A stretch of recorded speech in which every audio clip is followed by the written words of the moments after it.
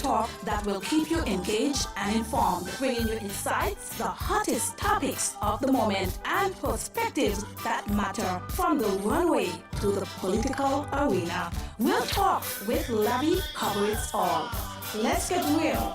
Wednesday nights at 8 on Win FM.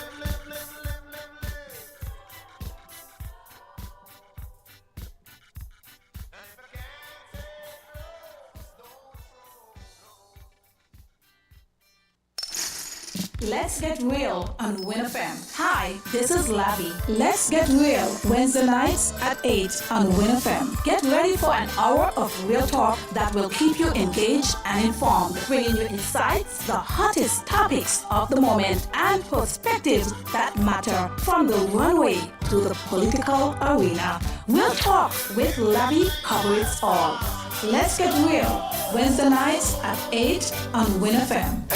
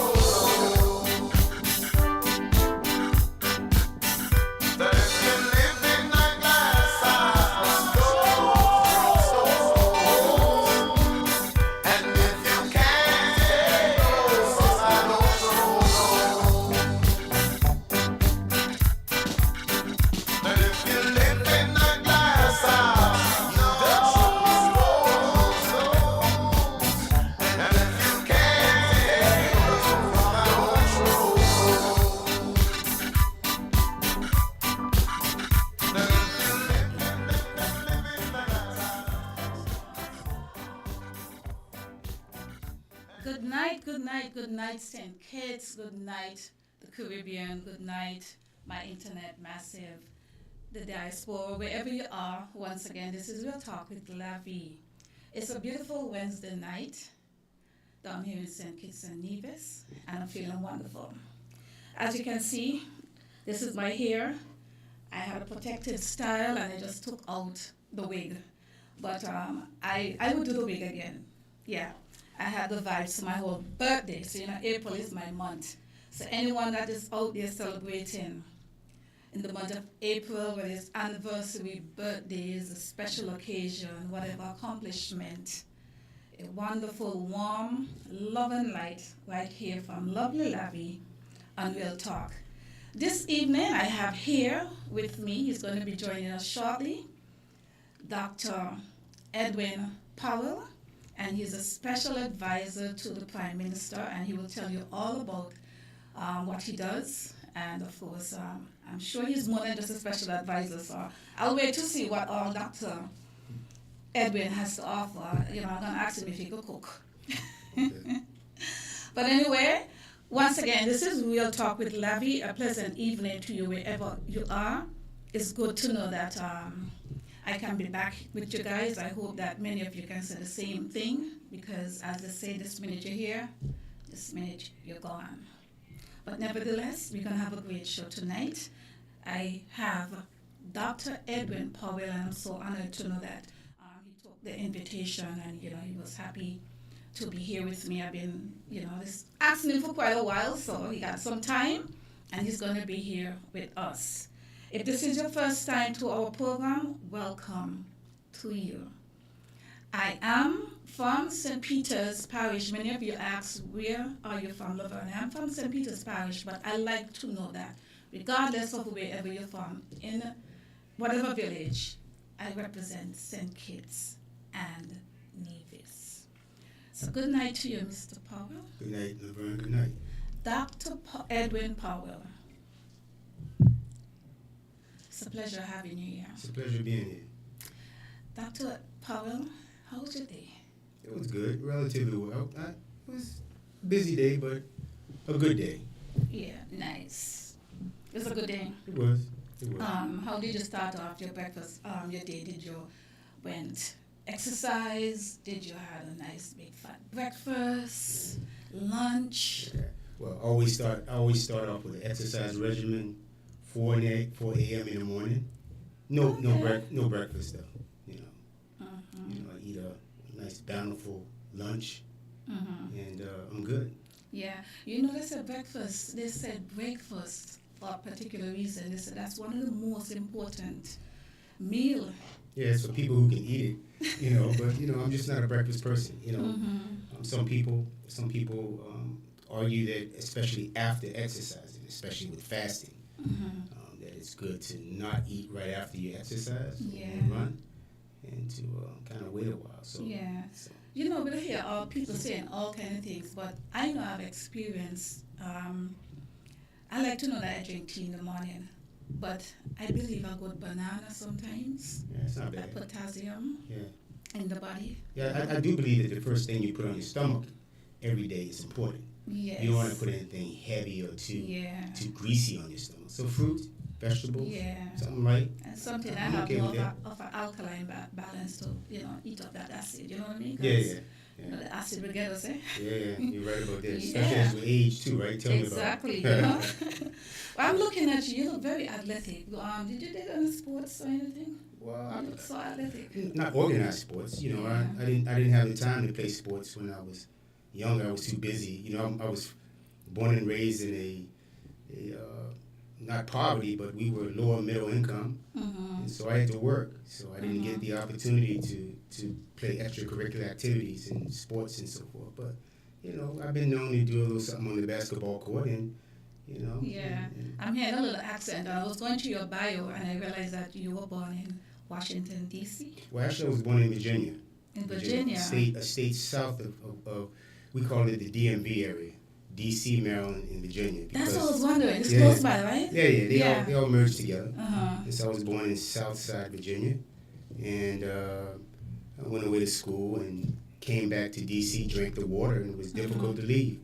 Oh, Virginia is a nice state. It's a beautiful state. It raised some very good black people. Oh, yeah, it does. Prominent black people. Yeah, Very decent. Yeah, I would say that. It's a Commonwealth state. So No, yes, it is. It's a different culture. Yeah, they behave different. Yeah. I had a teacher in cosmetology. Mm-hmm. She was from Virginia. I see the difference, you know. Yeah. Yeah, very proud, a very educated sister. Yeah. And she encouraged me a lot. She said, Laverne, you're more than a cosmetologist. Right. You're a professional, you know. You gotta go all the way, you gotta get your degree in it. And she really take it serious, like high profile. Yeah. So she kind of opened up my horizon and just thinking, hairdresser. Gotcha. You know, so she made me know the game of a cosmetologist, because the study of the hair, skin, face. Right. Yeah, maybe that's why I'm into my natural hair. Yeah, but anyway, Right. If you're just in tune, once again, welcome to Real Talk. And this evening we have none other than Dr. Edwin Powell.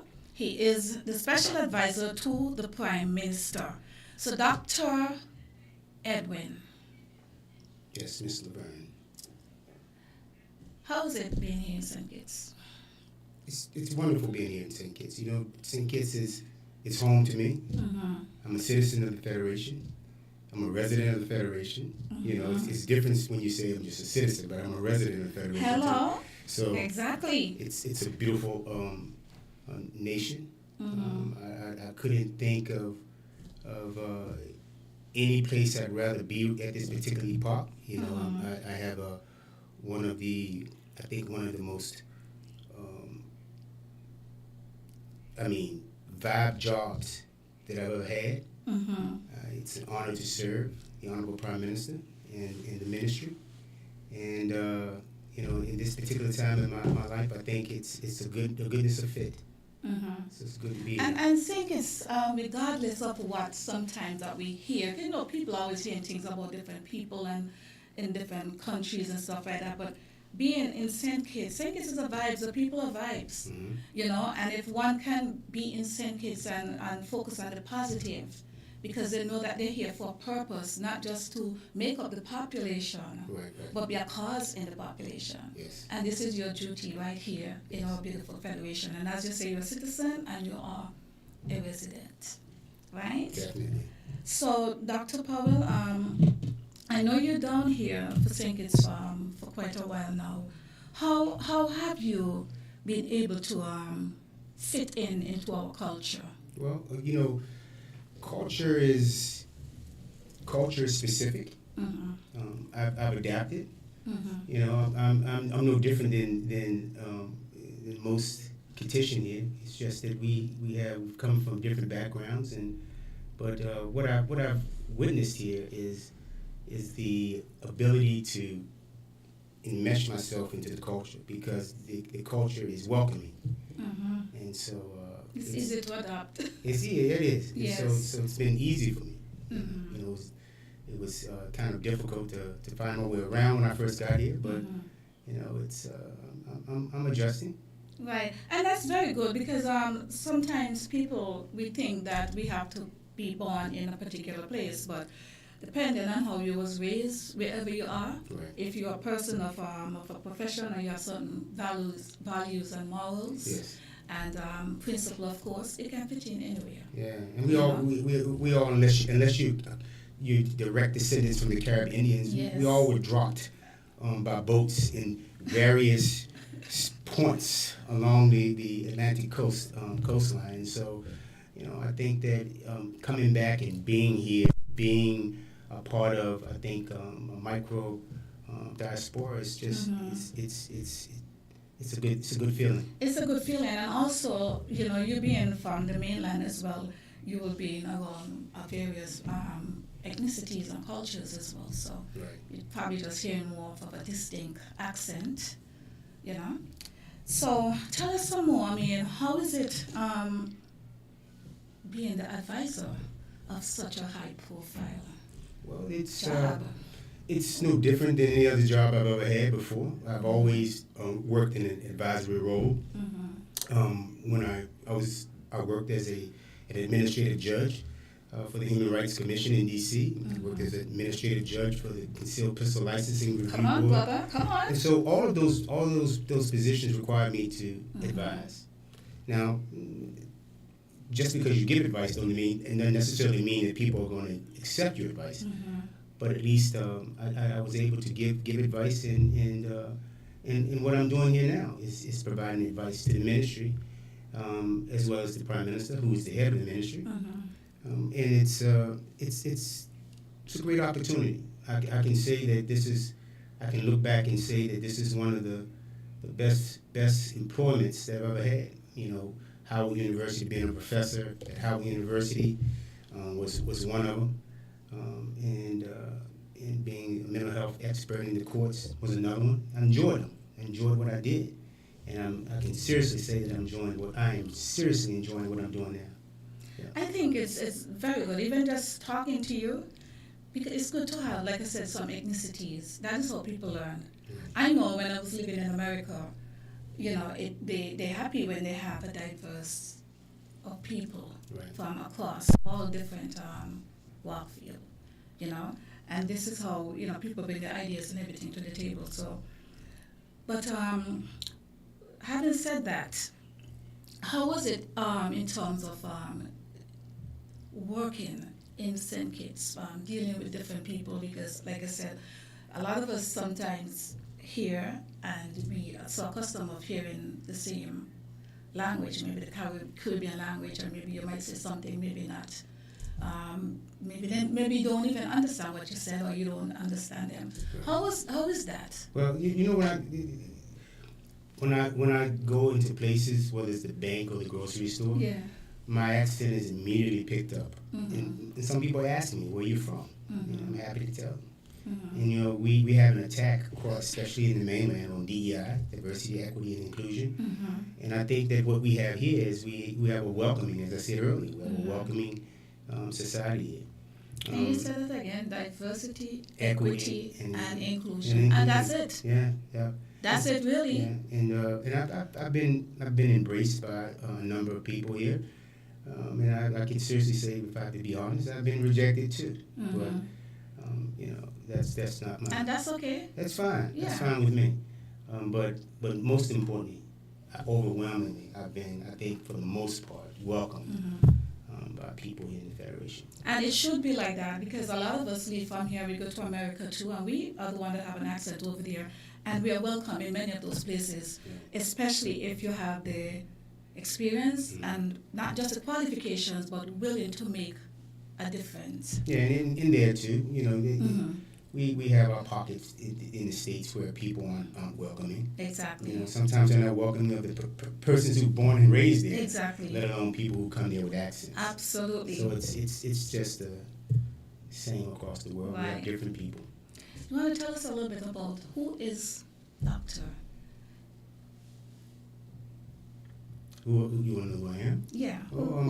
Well, first of all, I always say that I'm an unapologetic Christian. I can say I'm not the best Christian. I'm a David, you know.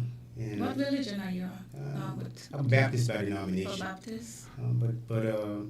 But I've gone to and try to go out and partake in every denomination, because I think it's always been an interest to me. I'm a father. I'm a husband, a father of 4. Nice. A husband. What? 2 girls. What gender? 2 girls, 2 boys. Oh, look at you. Yeah, Lucky yeah, you. Yeah. And Your wife did you well. Oh, she did. She did. Very balanced. Yeah, she did. Yeah. Married 33 years. Be 34 years this August 17th. That must have to be the wife. Yeah. Whoever you are, mistress, big up yourself. Yeah. Proud. That's nice. Congratulations, Thank Dr. Powell. Thank you. Proud grandfather of 3 granddaughters. Nice. Yeah. Noah, Giselle, and Orly. And hard worker. Focus driven. Very nice. Love. I'm just a fanatic when it comes to structure and order, and that's who I am in a nutshell. The good and the bad. You know, I've heard that structure is good, but you ask my children and grandchildren that, they would say that it's a curse. But that's who I am. Very nice. Well, once again, this is We'll Talk with Lavi. It is 8:18 p.m. Eastern Time right down here in St. Kitts and Nevis. I just want to welcome each and every one of you that just tuned in. The diasporas, I know you're always there because there's a lot of people out from St. Kitts and from throughout the Caribbean, and some of them that live in St. Kitts, and they take time to actually, looking for somebody on the internet that probably can speak the language and letting them know what is happening here in St. Kitts and Nevis.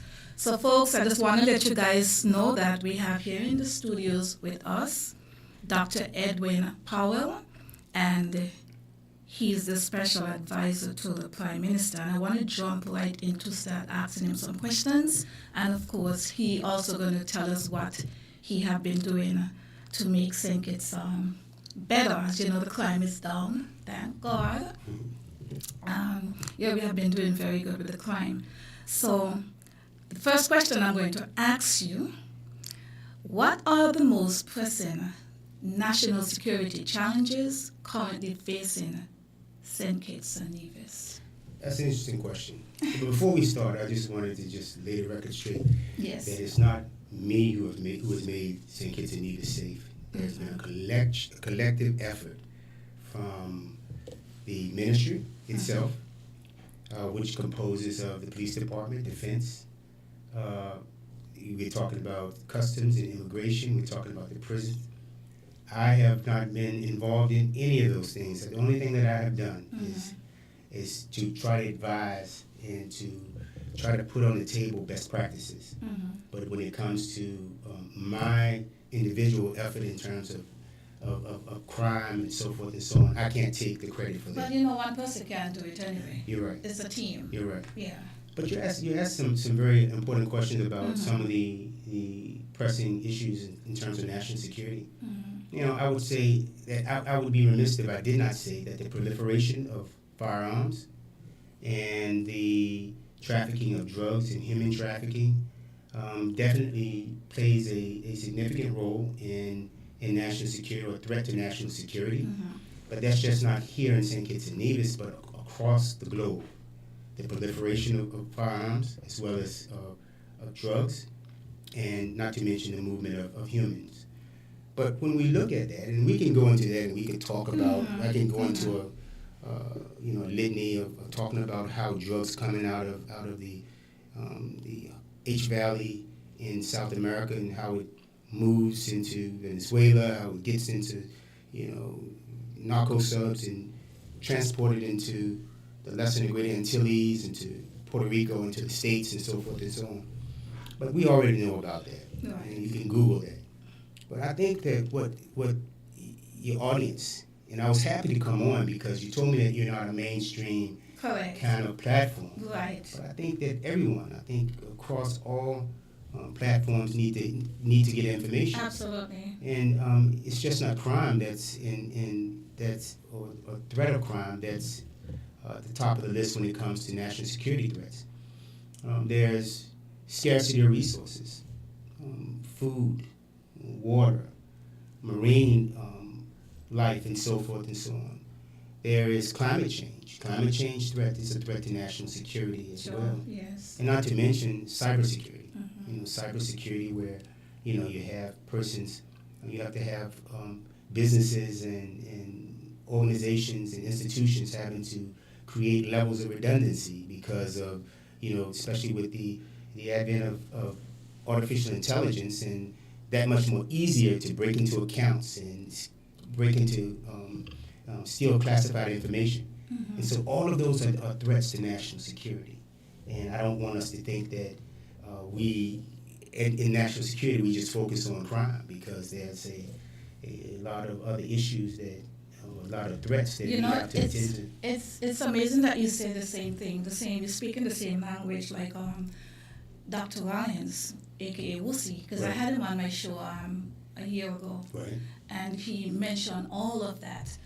So even just being here, as you said, Real Talk is not like most of the regular shows. Is to me, it's more informative to get the information out, Right. and to help a lot the public with professional information from all gender and people, various workplaces, Right. So even just by you explaining all of this, it helps. Because as you said, sometimes we probably think, when we think of national security, most of the people, small island, would think it's just maybe security in terms of law enforcement. Yeah. But it's wider than all of that. And as you said, anything can happen. Climate change, Yes. Storms, Yeah.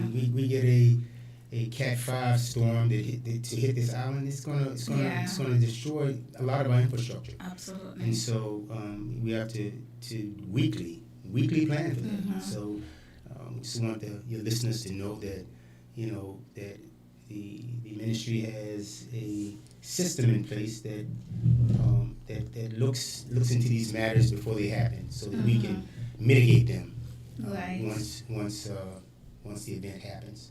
Very good, and unfortunately, the internet is there with a number of things. As you know, there's so many distractions that I don't think that maybe we are doing as a people enough to go and do some research to actually find out some of the good things that is happening in St. Kitts, Right. than just actually depending on some of the media. We can actually do our own research and find out all of these things as well. So I'm happy that you was able to expand on certain things, Yeah. so it was very good. Yeah, And we can't speak about everything because Right. it's a short program, but just the main source. Yes. So, But I just want to caution, make sure that when you go on the internet, that it's a legitimate site. exactly. Because oftentimes there's Yeah. just false information being propagated across the internet too. So you have to be careful. Make sure the sites are legitimate. That makes a lot of sense. It does. And even sometimes it's people actually going putting their own information out. So you gotta make sure it's something that is really I know. legit. Yeah. So it's good and it's bad. I'm just gonna continue with just a few questions, like I said, that I thought that some of the people you'll probably want to hear. And of course, you can speak about other things. Okay. How is the Ministry of National Security addressing the threat posed by mass deportation of criminal offenders from the U.S.? Well, of course, that's something that's been broadcasted worldwide, that the U.S. is now deporting persons out of the states. Mm-hmm. And St. Kitts and Nevis is home to these persons, and we're welcoming them with open arms. Mm-hmm. This is home to them. There's nothing that would preclude them from re-entering the country. That they have birthrights and legal citizenship, and so it seems to me to be, I have not heard, unless you've heard anything, a seamless process of just reintegrating persons back into the Federation. Mm-hmm. That I've not heard of any problems that we've come across Mm-hmm. in terms of bringing persons back in. Right, and President Trump made it very clear that especially with immigrants or a person that is not from the U.S. That do crime in America, when they finish, they'll be coming home. Yeah. That used to happen way back when, but it was kind of slowed down. Right. And so I don't think it's something new. It has always been there. Right. Yeah. And you know what? This is paradise. Mm-hmm. To be able to come back and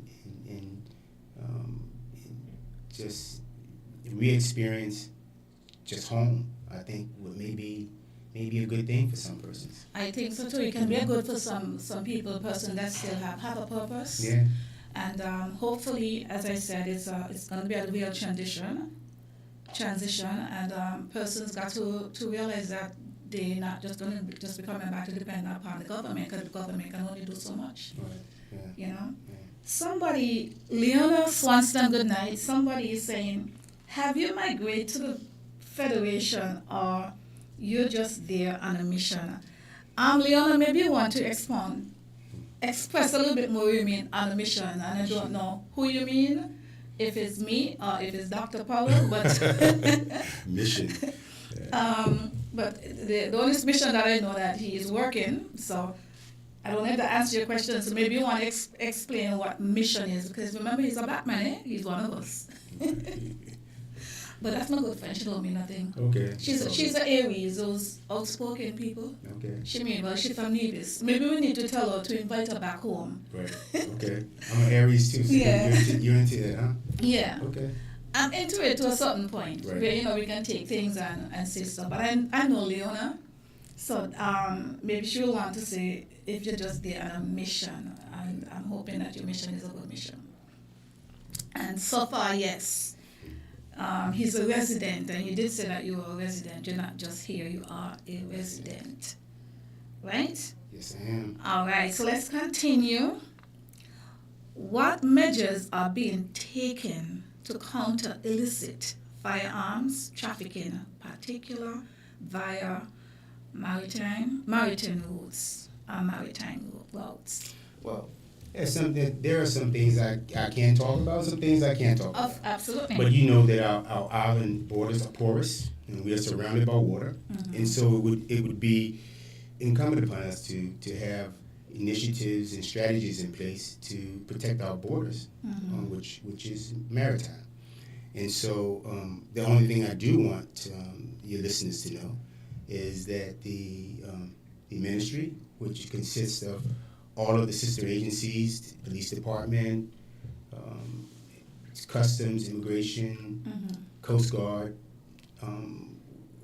there's a concerted effort to make sure that we have a safe environment for young people, and to cut back significantly on the trafficking of firearms and any other contraband coming into the Federation. And Sink is, as you say, is a small place. Things could happen, yes, but almost everybody and everybody. So they can only do certain things for so long. It's something that can be controlled. Right. If persons in those places doing things the way how they're supposed to do things. And so far, I don't think that we have really much of an issue. Okay. Maybe I would say that somebody else would say something else, but I feel safe in St. Kitts. Yeah, St. Kitts is evolving. It's evolving. Every republic, every federation, every country evolves, and so it goes through growing pains, and part of the evolution is sometimes, pain. So.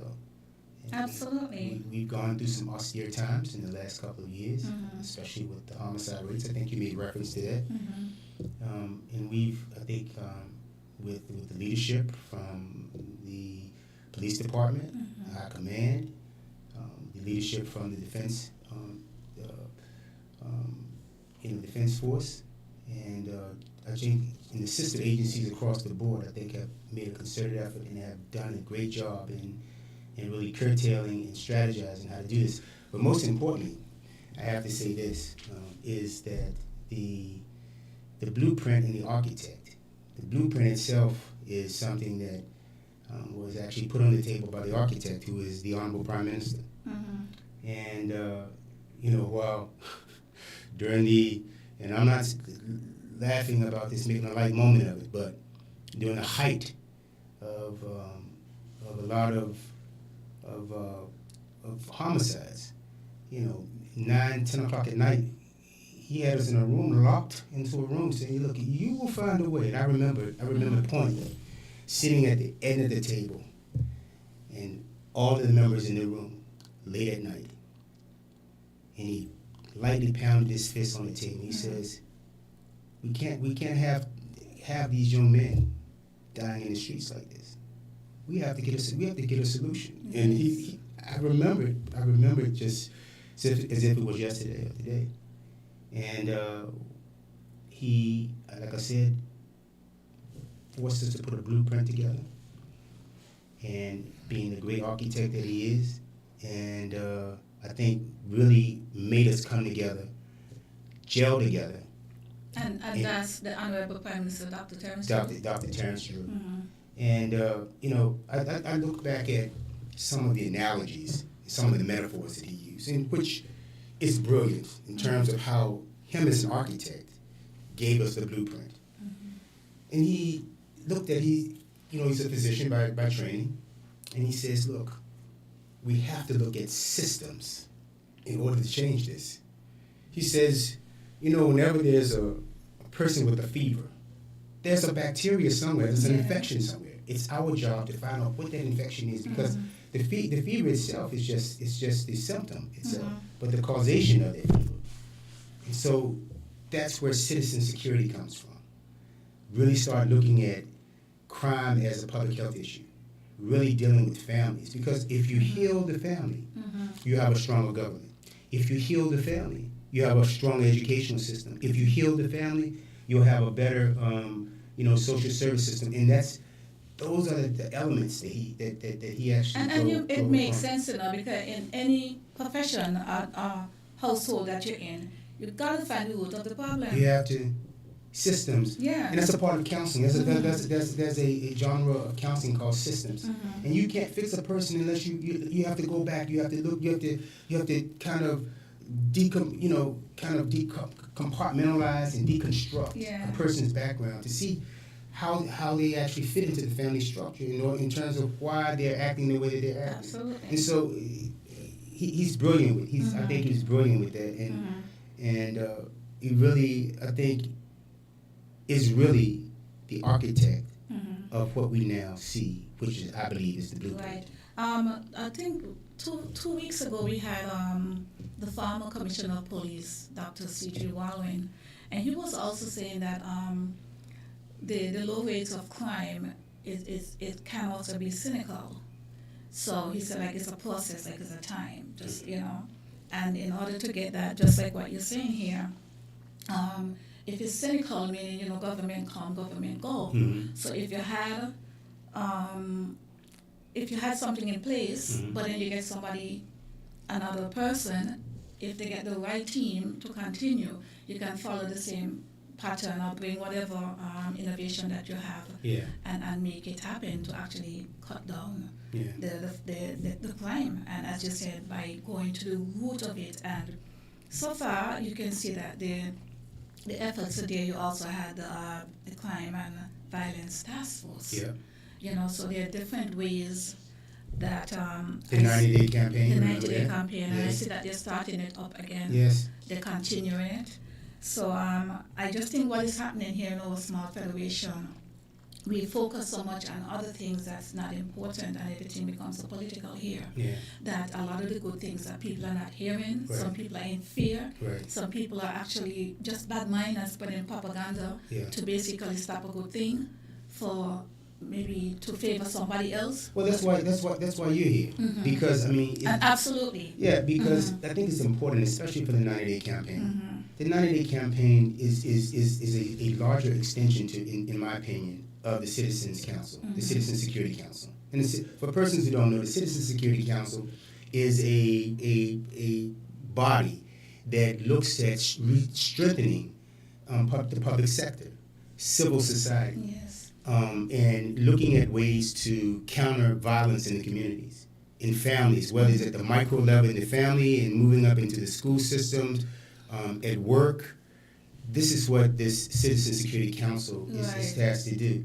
But I think it's incumbent upon you, especially you have the platform, because you told me you have a unique audience, right? That's different from the mainstream audience. Is that when the 90-day campaign reemerges, is to encourage them to participate, to go to these town hall meetings, to go into these focus groups and so forth, and be a voice, because this is how we're going to do it. We have to do it together. Absolutely, and persons that are in this task force also need to present it to the media and encourage other persons to get involved, because this is how, as you said, the root of the problem. You go from the homes, then you go to the communities, go to the people, because one person cannot do it. In order for crime to be done, is not just a government thing, but it's a public health issue as well. So with some of these crime that is being done to, I'm quite sure that the public will have been engaged in certain things to help certain things be done. Because if we are harboring criminals and stuff like that, as parents, sometimes it's very hard to know that your child has done this. Yeah. You're supposed to be in the home. You have to check your bed, check on the, and it's not sometimes not even just checking because you're looking for anything, Mm-hmm. but you need to know what is under your bed, Exactly. what is under your mattress, Yeah. what is when your pillow. Yeah. So there's certain things that needs to be checked, and sometimes you'll be surprised where children hide things. Yeah. And that's the culture too. We're at a point now where we allow children to lock doors. They say my room. You're in my room. Yeah. You don't have a room here. You're just passing through. Yeah. And so I think that we have a different way of parenting. Parenting, yes. And like I said, we have some different values and scruples and morals that we are now seeing within families. But we have to get back to the basics. That's why we need to bring older people like we did with the 90 Day campaign back into the fold. When I first got here, Laverne, the first thing I did was use the word mature. Mature people. Yeah. Yeah. Well, when I first got here, right, I went to sit on the steps. When I saw a mature person sitting on the steps, I went straight to them. Yes. Those are the ones I wanted to speak to first. Mm-hmm. Not so much that I didn't want to speak to any of the young ones. Absolutely, yes. But they were more informed, and they knew what was going on in the communities. And that's how I became enlightened about certain villages here. It's just by some of the more mature, more senior persons in the community. Yes. Once we do more community and get out and talk to people and hear what they have to say, because I find that being exposed to the bigger countries, I never really look at people like older people. I just see people. Right. But I realize when you're in a small community, it's easy to basically, like you're labeling the person. Oh, that person is short, the person is tall, the person is dark skinned, the person is old. Yeah. That actually acknowledging a person, Yeah. But I'm guilty of that because I'm a trained clinical gerontologist. Right. And as a gerontologist, it's a study of older people. And so, I'm older. I'm good with that. Of course. Me too. And I think that sometimes you can use the word in a derogatory way. Yes. But it's not what you say; it's how you say it. Absolutely. And so when I say older people or senior people, it's not said to marginalize people. Of course. It's because we all are labeled. Right. Chronologically by age. And sometimes it's good to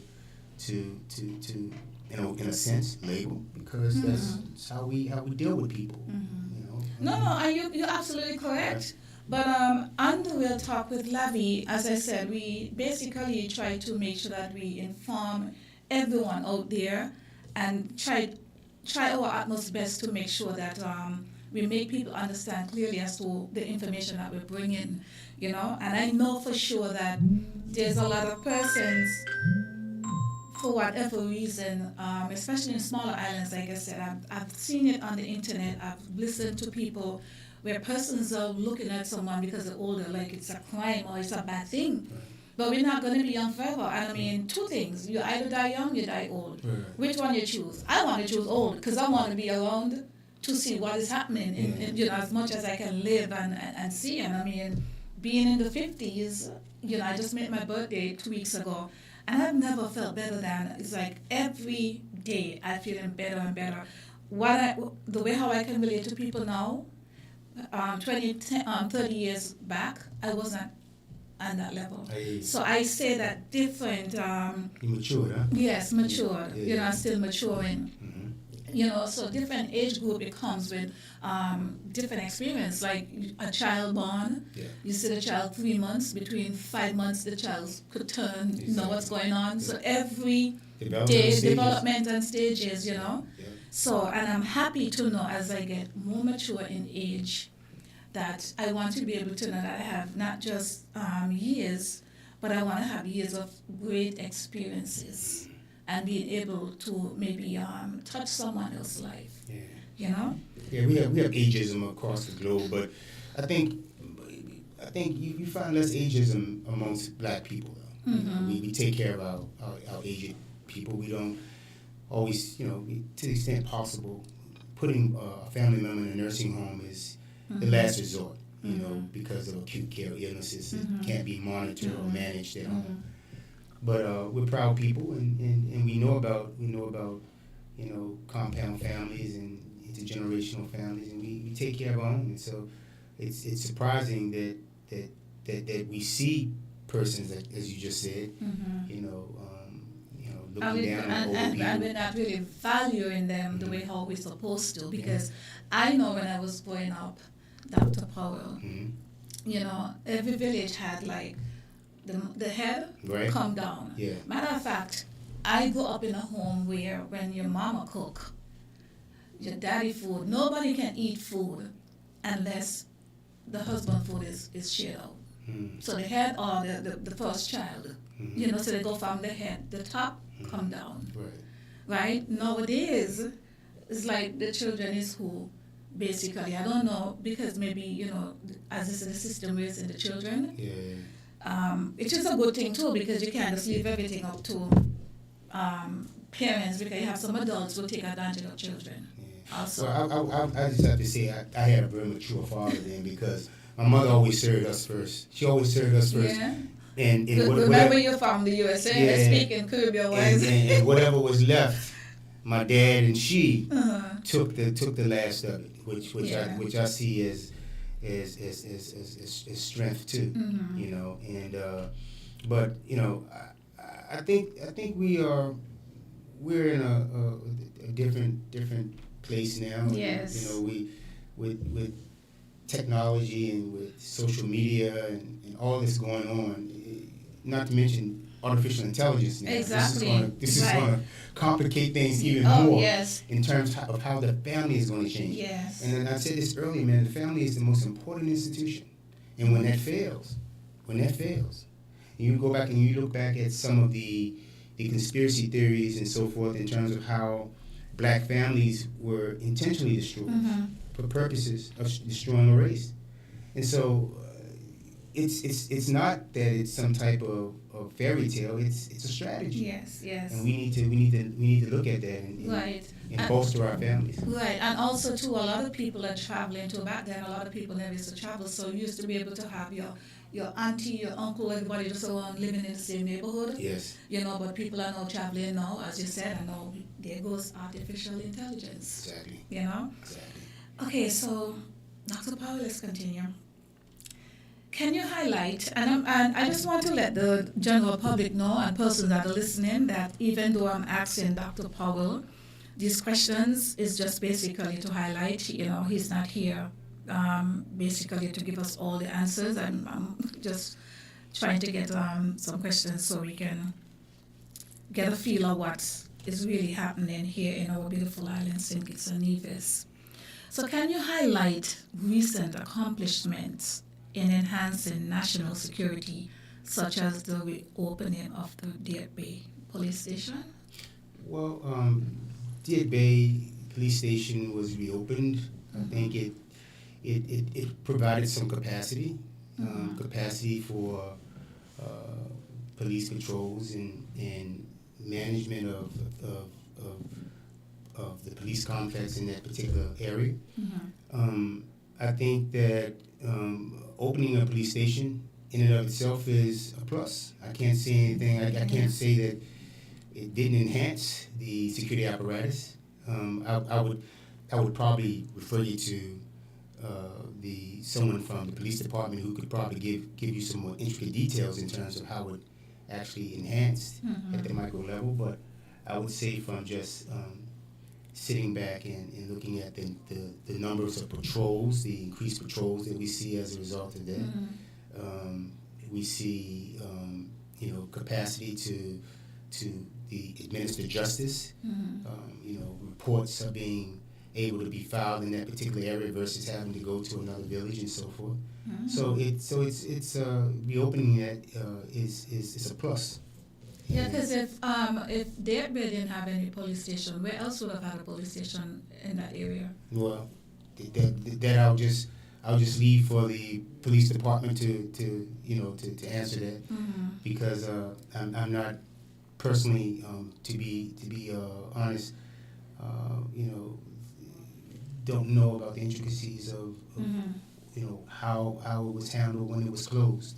Yeah. But But I think it's a good thing because at least it will be from that end, so they will be able to cover that side of the country. yeah, just like I said, Yeah. it can't be a bad thing to No, be of to course reopen. not. Yeah. But you have to get more specific information. Probably pull one of those officers aside and say, look, how has it helped? I guarantee you, they probably give you write you a thesis in terms of how it helped. Right. Yeah. Well, sometimes I try to get a police to come in, but they do have the police sometimes. I think they come here regular and Win FM as well, Okay. and Island T. Gotcha. But of course, maybe some of the questions that I'm asking would not be, so I'll probably reach out to one of them again. Yeah, well, Sometime last year I reached out to the Commissioner of Police and also the National Security the advisor, which was Dr. Rollins. Right. So I'll reach out to them again and see if they can come. Okay. Because I'm sure be more than happy to answer some of your questions, Correct. whether they come on your show or not. exactly. They probably answer some of your questions unless it's classified. Absolutely, and they don't even have to be here, but they can actually maybe listen to us and they can put it on the page because there are persons out there that are asking. I see here where one of your fans, One of my fans. the young lady that asked, she didn't ask, Leona Swanson, remember I told you she just made birthday as well, she's April. Okay. Happy birthday. Yeah. Happy belated birthday. Yeah. So she's saying, she said, you answered the question. He is a resident and is working to assist in the development of the Federation. Thank you, sir. You're quite welcome. Yeah. What role does the National Security Task Force play in maintaining safety and security within the Federation? Well, a task force is. I think you kind of speak about that a little earlier. Yeah, we did. It's a medley of persons within the security apparatus that's actually corralled together and to bring about change and most importantly efficiency in how we actually tackle crime, how we look at crime, how we stretch and use shared resources. So I think that one of the most important aspects of a task force is that you actually, a task force is, by virtue of its name, is a medley of persons from sister agencies and shared resources, so that if everyone does a little, one agency doesn't have to do a lot. And so I think that's the essence of a task force.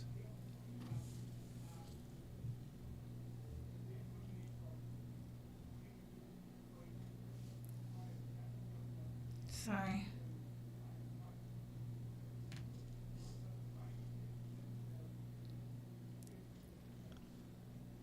Sorry about that. Okay.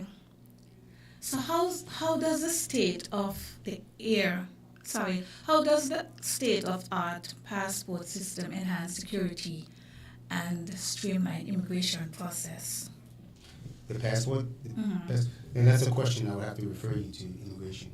And, I would say that just in general, passports, the manner in which passports are actually constructed to deter counterfeits, so forth and so on, is something that I think that the Federation has worked on, has improved, in improving as we speak weekly.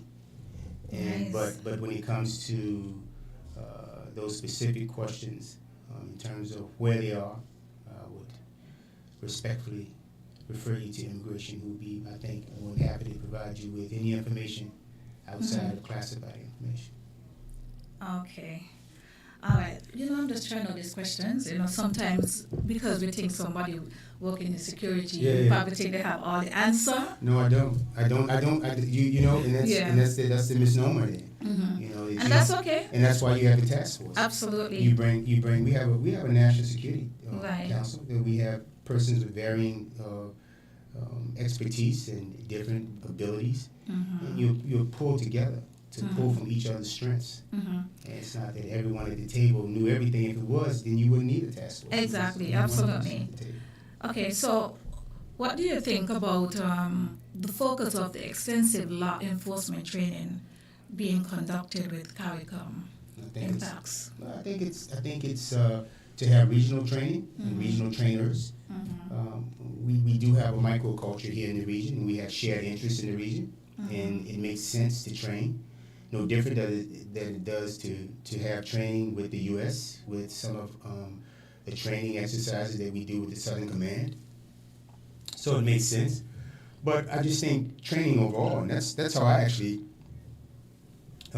became acquainted with the Federation, is because my first assignment here was to provide training to the Royal St. Christopher Nevis Police Force, fire and immigration and so forth. And so that's how I came here. And I think, Oh, nice. yeah, so training is important. You know, it not only from professional development to tactical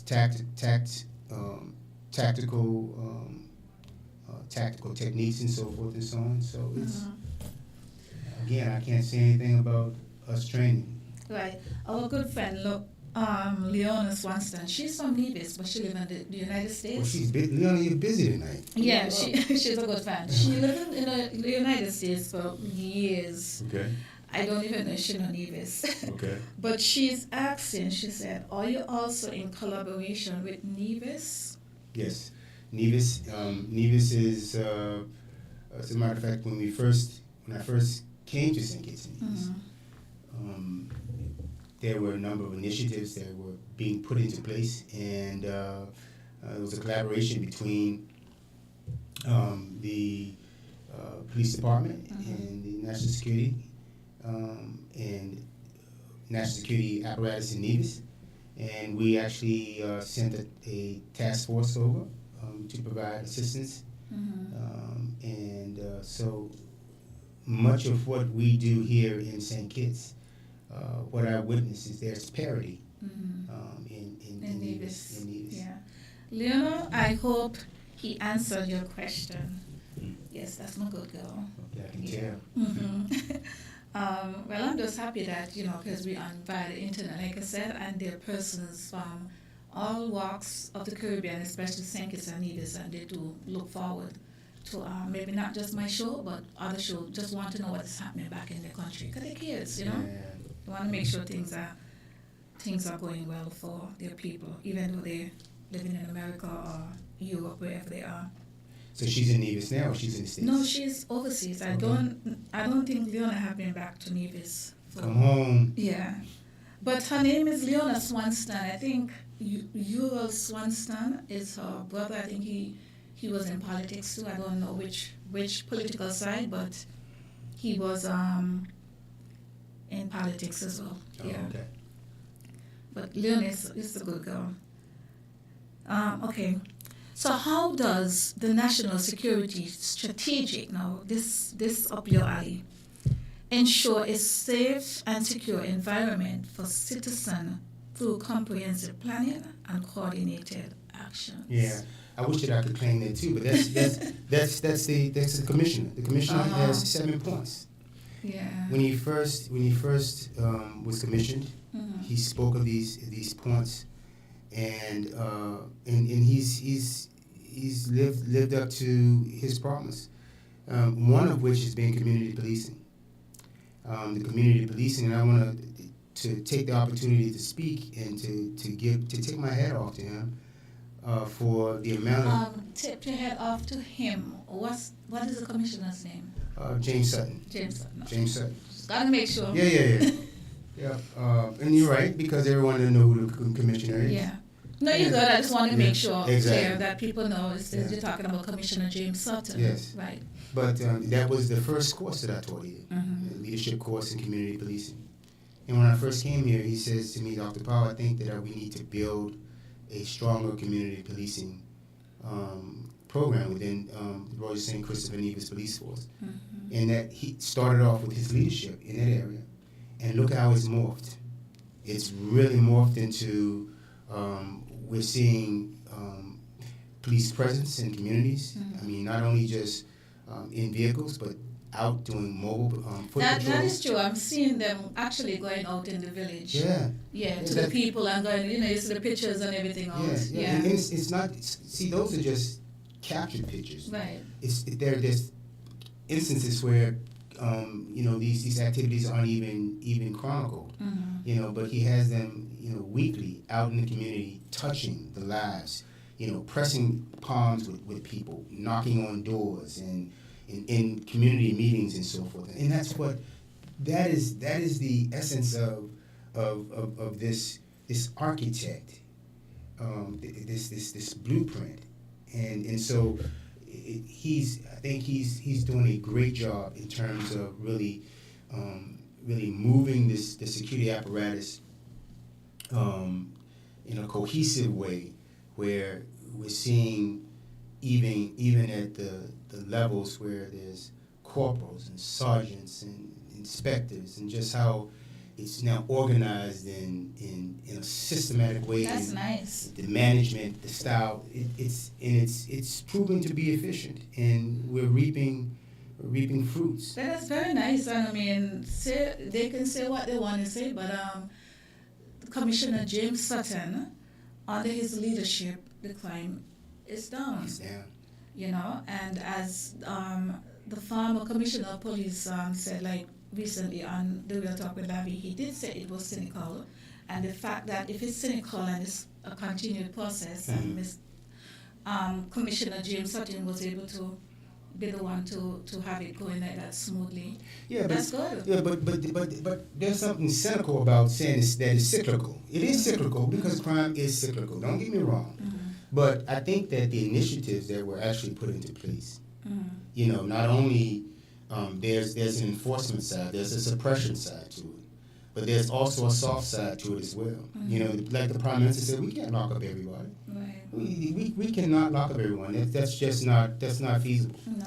And so we have to find ways to save young people, especially young boys, because they were the ones who were mostly losing their lives. And so I think that it was strategic. I think that over time, persons age out, they mature out, and they go down, and crime actually goes down. But I think strategically, there was something put into place. Just like the Prime Minister says, you have a fever, there's a bacteria. There was an antibiotic put into this equation. And I think that through the work, the collective work that we did in the ministry, really helped, I think, lower this temperature. Okay, this question is coming from the streets. I'm speaking now from the street and what the street is saying. So some persons from the street basically are saying that crime can also be down too, because most of the guys are dead, are locked up. Okay. Well, then if they're locked up, then the suppression worked, right? Then what we have to do is we have to focus on the next generation. If what he says is correct, or what he or she says is correct, the streets. Yeah. Then the suppression part worked.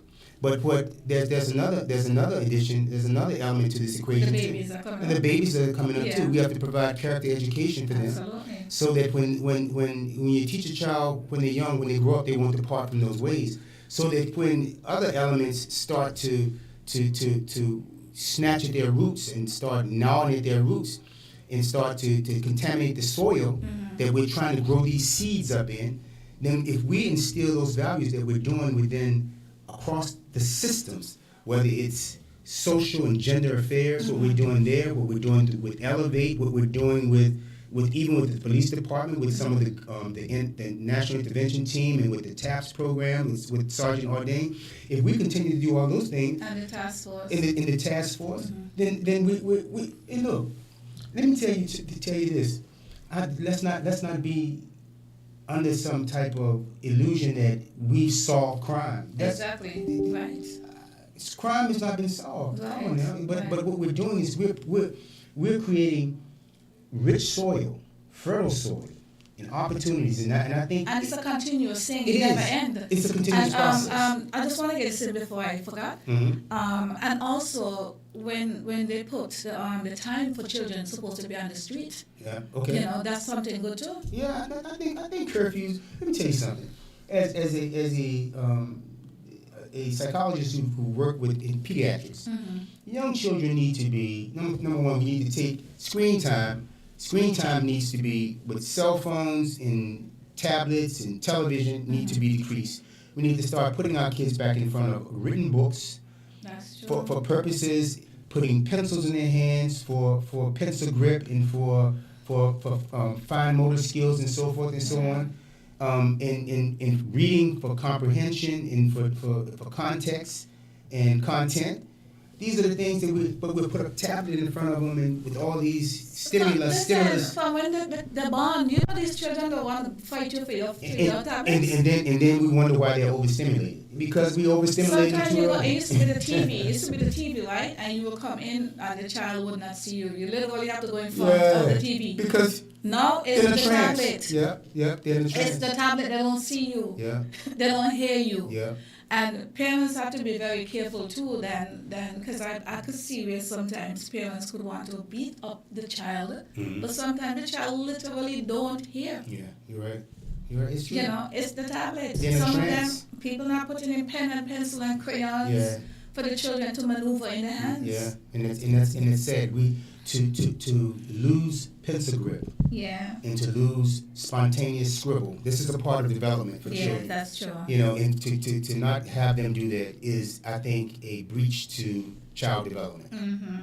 I have two more questions before we kind of start to wrap it up. Okay. It is 4 minutes after 9. How are you feeling? I'm feeling good. Yeah. It's past my bedtime, but I'm good. Yes, we'll talk with Lavi. This is a show where we make one another feel comfortable. We don't do much of the debating because I feel like opinions, everybody's going to have opinions and perspectives, and I don't bring anyone here just to argue with anyone. I bring them to give the information to the public, and to also reach all different class of people throughout St. Kitts. That's important. Right, and even the diasporas, because this is our home regardless. This is where we're going to come back. We want to make sure that our home is up to date and moving with time, and people are doing what they're supposed to do in their rightful positions. How does the national security, let me see if I asked this one already. How does the national security strategic plan mandate intelligence collaborations among all locals and law enforcement agencies? Well, there's a and I think And then I have one last question. I don't know if you want me to ask you now or you want me to wait. I could just go ahead. Right. So, and then how is the new Department of Citizen Security advancing the government's public health approach to addressing crime and violence? I'll start with that one. Citizen security, and I think I explained it earlier that it's a Citizen Security Council is a way of strengthening civil society, especially as it relates to, especially us, as it relates to violent crime. And I think that what we're seeing across the board from different ministries and so forth, you have within that this council a number of persons from all walks of life, and this is strategically important that we have everyone on there. We have a diverse team of persons on this group that's geared towards a common goal, and that common goal, Laverne, is to decrease violence in our community and to make our streets more safe. Amen. And I think that we've seen that through some of the initiatives through Elevate, where we have which the organization that deals with high-risk individuals would provide employment, provide training, provide tutoring, external tutoring to families, and so just a large gamut of services that's actually provided through LA. But also you have to look at what the police department, the role that the police department plays. You have to look at the role that social and gender affairs and the role that they play, and so that's what this team does. It's a bunch of people sitting around the table and looking at problems and seeing which agency, how can we share resources, how can we share expertise to solve these problems. You know, let's just say we have a person who is mentally ill, who is mentally unwell, I should say, right? I hate to use the word mentally ill, but I'm starting to say what I'm hearing in my company. Right. The correct way of saying mentally unwell. But this mentally unwell person is constantly throwing rocks and bothering a business. Does the police need to get involved with that? Do we need to get prisons involved with that? But when you have a group of people sitting around the table and saying, look, we have a problem here, and if we start putting these little fires out early, we start dealing with them. We have this man throwing these rocks. Prison is not the right place for them, but you have social services at the table. You have mental health at the table.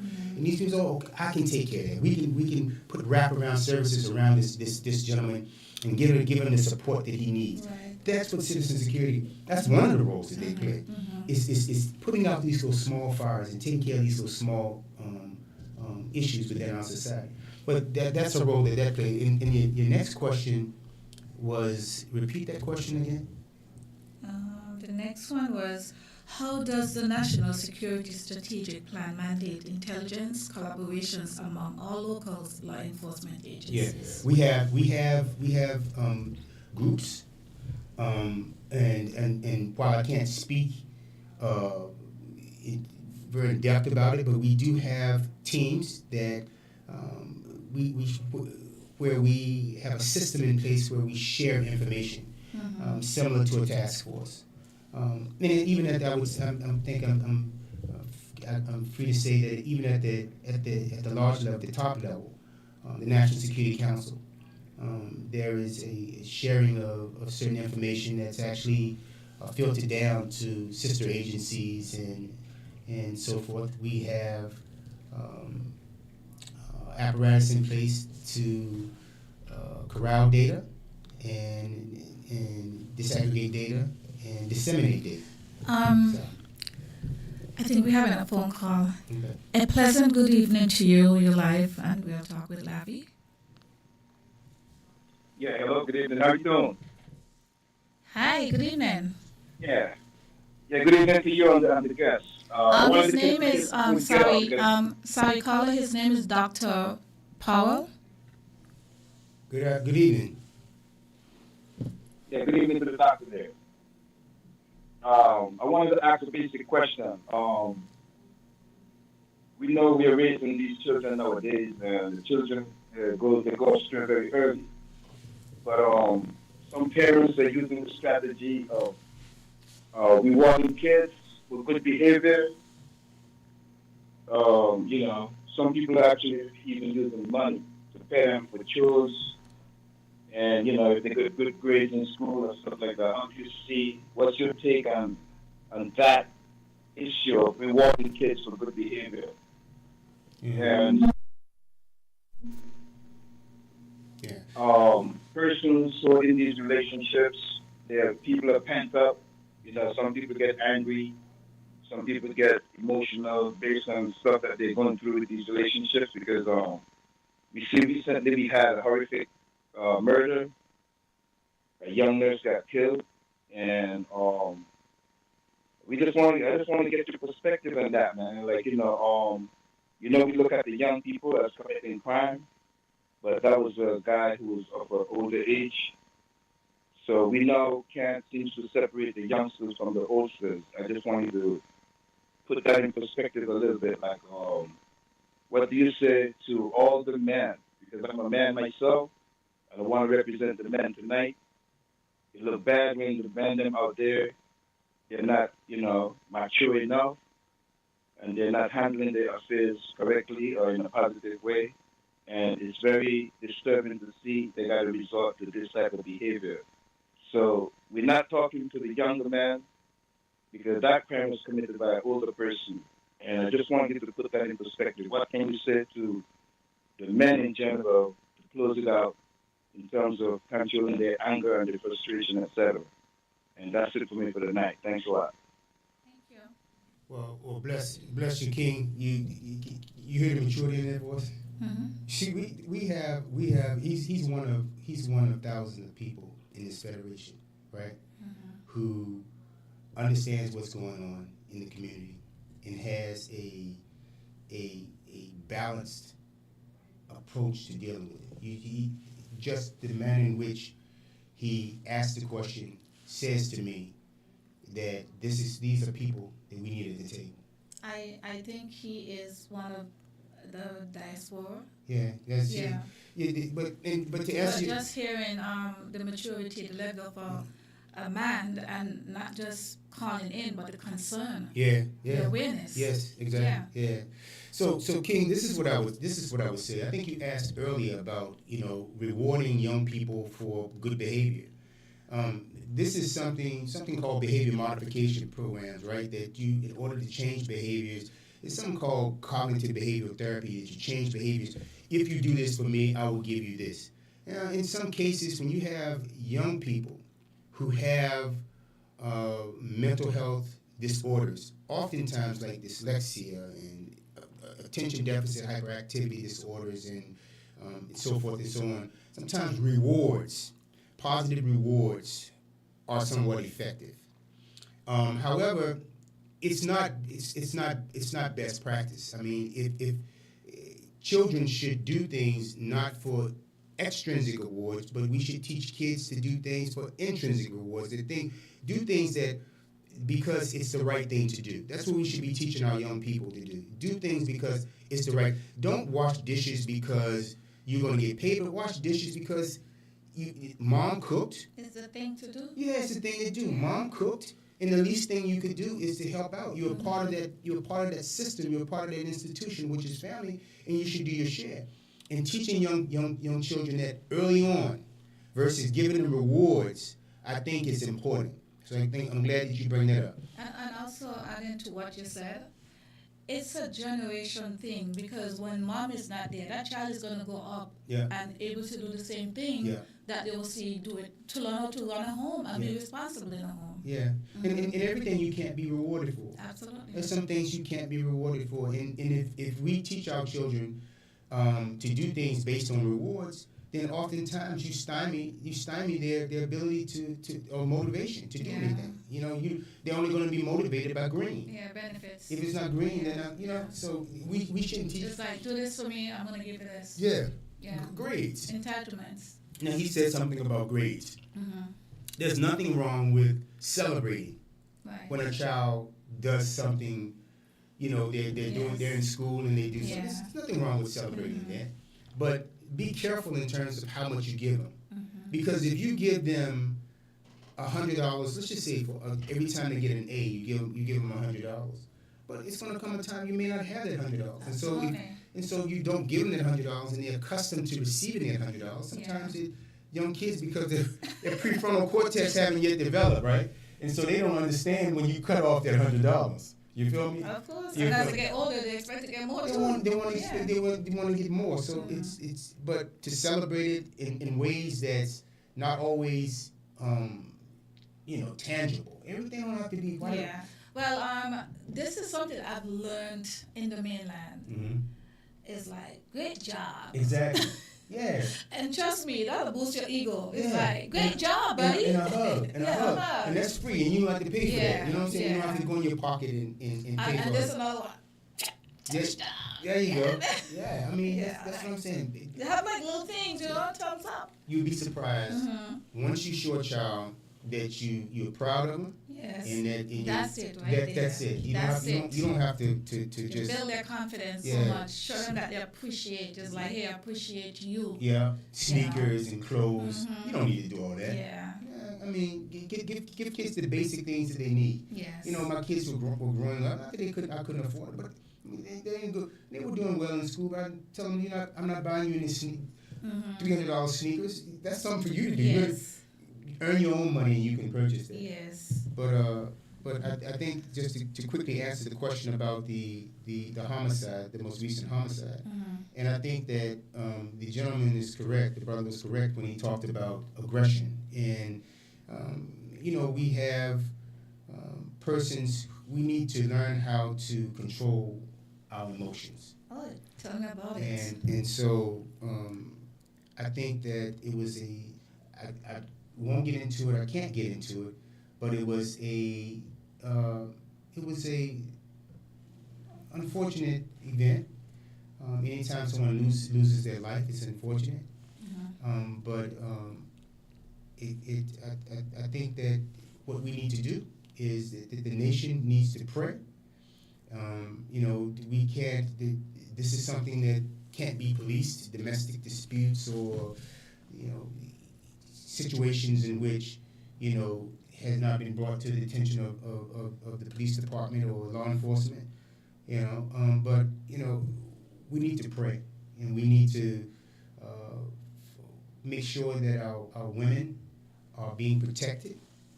And I don't know whether this was domestic abuse or whether or not, whether it wasn't, but this is an opportunity to always say. To learn from situations. And it's always my opportunity, especially having worked with abused women, it's my opportunity to say to women, if you are abused, seek help. There are persons in the Federation, especially here in St. Kitts and Nevis, the Violent Crime Unit, who is always willing and able to provide you with safety, so and support. So I would say that if you're in an abusive relationship, speak up. Dr. Powell, we're going to have to wrap it up soon. It's 90 minutes after the hour of 9. But let me see something. Last but not least, this is the last one with Leona. I just seen it. She said that I have seen some really bad accident in St. Kitts. What is being done to fix that deadly issue? Well, I think that safety, driver safety is important here in the Federation. I think we're starting to see more persons being ticketed for traffic violations, whether it's tint on windows, whether it's speeding, whether it's disobeying traffic laws, making left turns when you shouldn't make left turns, which could cause accidents. And I saw the dash cams too, that they just because I saw something on Facebook where the police actually, they was showing where persons are not really following the rules. Okay. Yeah, so okay. They're doing stuff to help. Yeah. So there is to your friendly owner, there are some initiatives in place to cut back on traffic violations, and oftentimes accidents occur because there is a lapse in obeying traffic laws. And speed driving on the phone too. Yeah, driving on the phone. This distracted driving is one of the things that that may cause persons to have accidents. Yes. I also want to say this. I don't know how many people doing it here, but I know for me, with the phone, it's good to have the phone holder. We don't really have to be touching that phone, because you do need a phone when you're out there. Anything could happen.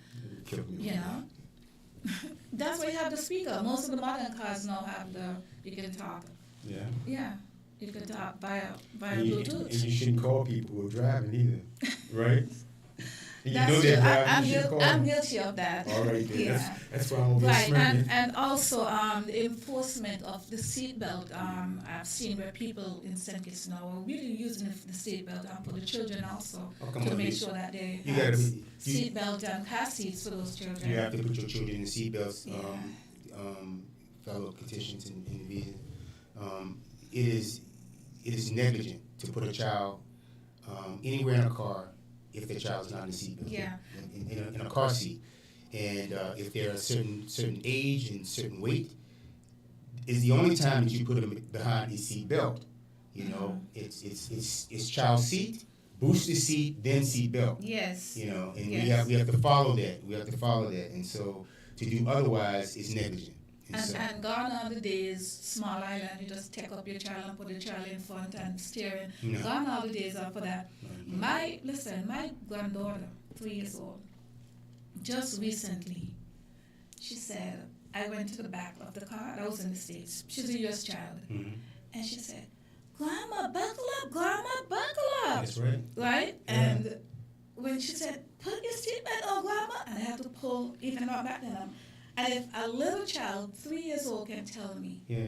Grandma, come on, buckle up. She's conditioned. She is conditioned. Yeah. You know, Yeah. so I think maybe eventually, hopefully maybe it can be an enforcement where the law enforcement, when babies are born, they receive them with a seat belt, with a car seat before they get out. Well, you can't. Because that is always conditioned from my little granddaughter. Yeah. Is from a baby. Yeah. So I cannot even go in the car and sit to the back with her without putting on the seatbelt. And she's fighting to help push it down for me. Yeah, she's a smart girl. Yes, I know- at 3 years old. Yeah, I know in the States and other places too, you can't even bring a baby out the hospital.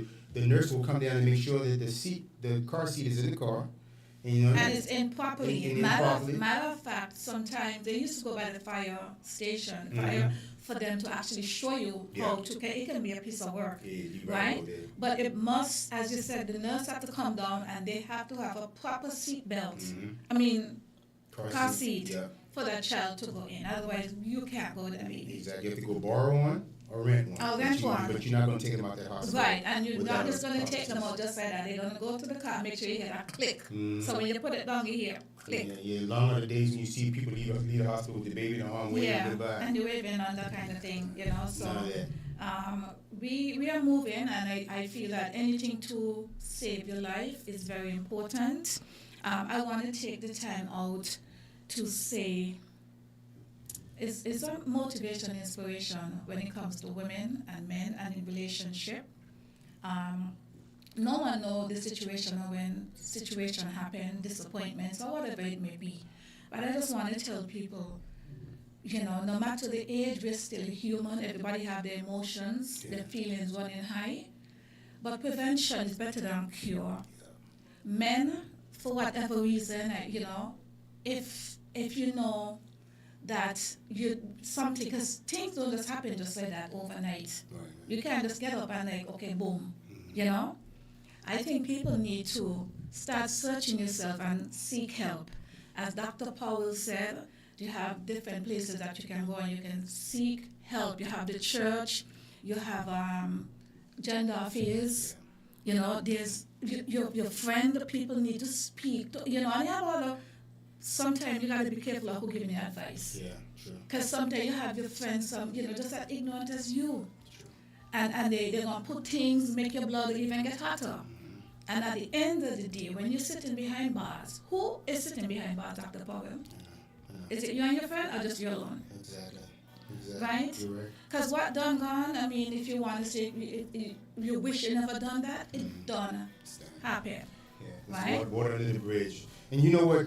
For a person seeking help here in the Federation, it's easy. It's easy. You can pick up any call, any government agency, and say, "Look, I need help. I'm feeling depressed. I need this. I need that." And while that agency may not be the agency to provide those particular services, they can actually transfer you to the correct agency.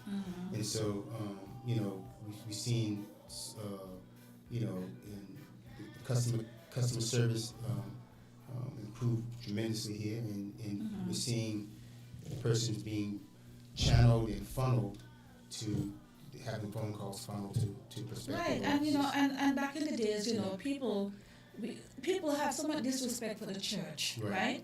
But the church is still there for reasons. Yeah, And even the Catholic Church, people go in and ask to speak to the priest, even if you don't want to speak to anybody else. Yes. It's to anybody else, I just feel that it's time that our local people, this is a small environment, and when we do something, it's going to affect everybody, families, Right. friends, the disappointment that you're going to cause on other people as well. So it is time to basically think it out properly and go and seek help. You're not too big or too old to seek help. Yeah. Like, I could give you I'm just going to say something quickly. Like, for instance, like a social media. Right now, people feel they could just go behind the internet and just say what they want about people, whether it's true, whether it's not true. And even if it's true, that doesn't give it the right to gaslight on people and definition of character. It is not right. Okay? And if you get away with someone and then someone else take it upon them, you know, you can be held accountable to basically doing malicious act behind the computer. Yeah. And I will see where people will call me and call different people and encourage them to do things. But sometimes you have to know what battles to pick up. Because you don't know what some people, anybody that do evil act and hating stuff, have underlying issues. They're fighting something, right? So people got to be very careful of who they bring in the space. And when they're listening to their friends saying stuff, you can pick up stuff. You need to find a way to get somebody to speak to them. Then when it don't happen, it's, oh, boy, he used to tell me this and he used to tell me that. But you basically ignore it. But this is how we're going to wrap it up tonight. Dr. Powell, I want to thank you so much for being here. Any final closing words that you would like to give to the general public? Yeah, I want to say thank you. Thank you for having me, inviting me. You're welcome. You know, I think you were persistent. And, thank you. And I was happy to come on. Because when you, like I said, when you told me you had a different listenership and viewership, you know, it resonated with me. And I think that everyone should be able to know what's going on here in St. Kitts and Nevis. Absolutely. Now, I've been somewhat benign with some of my answers, but for obvious reasons. No, you was good. But I think that this federation is growing not only in population, but it's growing in character exponentially. And I'm seeing it through last Saturday, just being at a football game, doing a football camp with young boys. And so we need to, I'm saying to every man in this federation, step up, brothers, step up, kings. Let's do our part. And I want you to continue to do what you're doing. And I was busy before, but I'm still busy in a different kind of busy way. Yes. But whatever I can do to help, I think, push forward a positive agenda, a political agenda, absent of politics. I'm happy to support you. I truly appreciate it, and as I said, this program is to open up the doors and avenues to have all different people, indigenous, no matter where you are, of St. Kitts and Nevis, anything that can make St. Kitts better, whether it's political, in a positive light. Yes. You know, we want to be able to use this platform to bring people to bring the message, bring the information, bring their professionalism to make St. Kitts the place that is supposed to be paradise. Thank you so much for listening to The Real Talk with Lavi. Each and every Wednesday, this is what we do between 8 to 9 p.m. We have The Real Talk, and we try to bring people to come on the show and just spread some love and light and just see how we can be a part of making St. Kitts a better place. Thank you once again. I am Lavi Gumbs. Good night.